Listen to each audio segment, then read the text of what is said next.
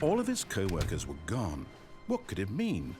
Stanley decided to go to the meeting room. Perhaps he had simply missed a memo. Ah, the embrace of an old friend, a weathered companionship that stands the test of time. Stanley clutched the bucket tightly to his... This was not the correct way to the meeting room, but Stanley had felt the bucket calling to him, telling him that the employee lounge was simply the place to be. And here it was. Had the bucket turned out to be correct? No, never mind. The bucket was wrong. Stanley took the door on his left to go back to the meeting room. No, Said the bucket. don't go to the meeting room. Go somewhere else. A cargo lift. Yeah, good, Said the bucket. Now ride the lift all the way to the top. There's something up there I need you to do. Stanley did not question why or how this bucket was speaking to him. It should have alarmed him, of course, because buckets can't talk. But Stanley chose not to think about this obvious fact. He was firmly convinced that the bucket had spoken to him, and he unthinkingly did whatever the bucket asked.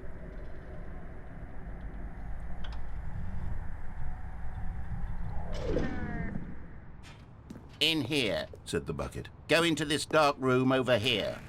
Stanley once again obeyed blindly. Now pick up the phone. Said the bucket. Pick up the phone and it will take us back home, where we can go about life together.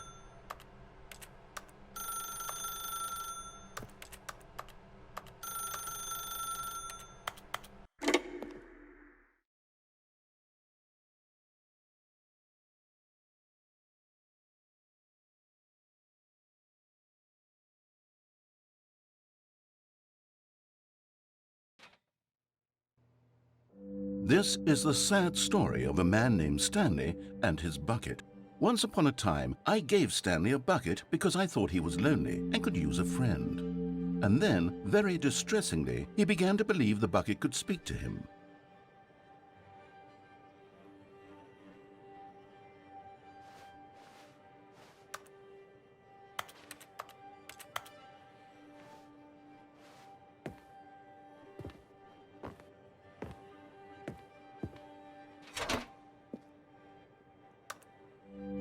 The Stanley Parable Reassurance Bucket was merely meant to provide the comforting glow of companionship. It doesn't literally talk and give you orders.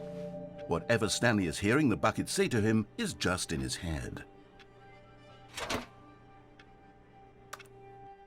Lately, I've been concerned about him. Wouldn't you be concerned as well? To see him delusional like this, obsessing over an inanimate metal object? I want to say something to him, but I don't know how I can convince him. I don't know if he'll listen to me. Oh, I'll try anyway. Stanley, can you hear me? Listen to me. It's just a bucket. It can't think, it can't talk. All it will ever truly do for you is effectively transfer a liquid from one location to a different location. That's it. It doesn't do anything else. You see, he's not listening. He's still taking orders from the bucket. You know, once upon a time it was me he took orders from, me he trusted and listened to. Now all he cares about is his awful bucket, this stupid hunk of metal. It's sad, but I suppose he doesn't need me anymore. From now on, he's just going to cling to this bucket, this cold, empty bucket, this sort of shiny bucket. Well, I'll give it this. The bucket does have a nice shine to it.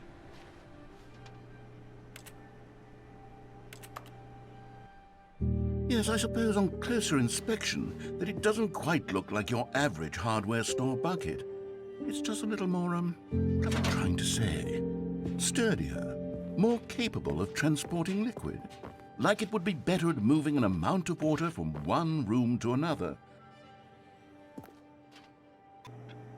Oh my God, what am I saying? Better at carrying water from room to room. It's a bucket. It's literally just a bucket. Why do I feel some need to point out the ways in which it's so much more than just a regular bucket? Oh no, I'm having feelings for the bucket.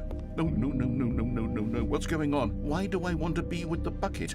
Hear what the bucket has to say. Do anything it asks. What's wrong with me? I don't understand. Perhaps if I had the bucket, this would be less confusing. Yes, the bucket could tell me what to do in this troublesome situation. Stanley, give me the bucket. Give it to me. Give me the bucket, Stanley. I need it.